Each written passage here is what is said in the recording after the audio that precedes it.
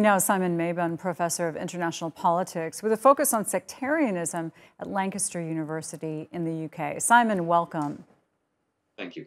No matter how many members, permanent members there could be in the Security Council, would you say that the real problem is the fact that one country has veto power over some really important votes?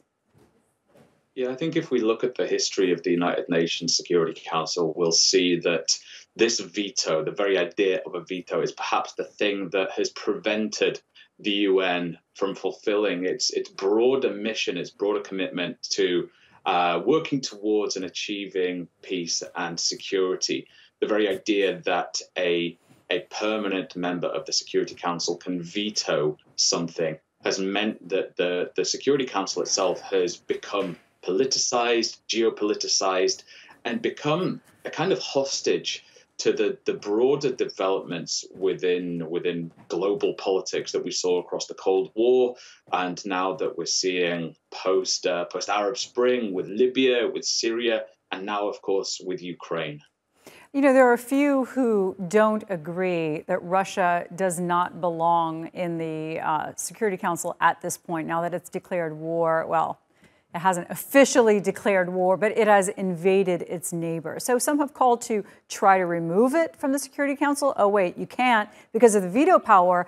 So they have proposed removing it from the UN altogether, that is the only way that you can get to a place of stripping it of that veto power. Do you think that's a good idea?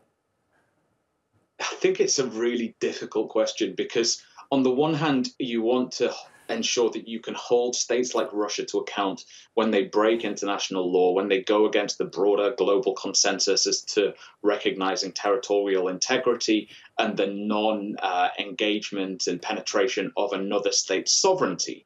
And it's clear that Russia has done that in Ukraine.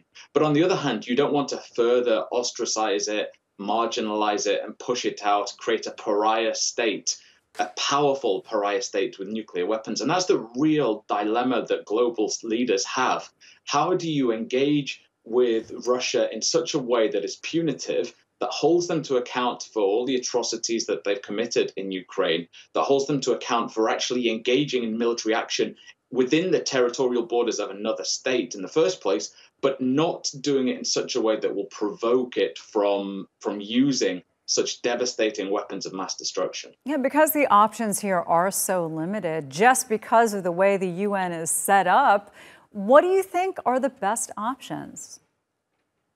I think, to be honest, it's going to take a real creative bit of diplomatic work that will probably involve working with states that have not necessarily been allies of Western powers. It will involve working with the likes of China and India, and possibly even Iran, who are states that have typically been closer to Russia in the past.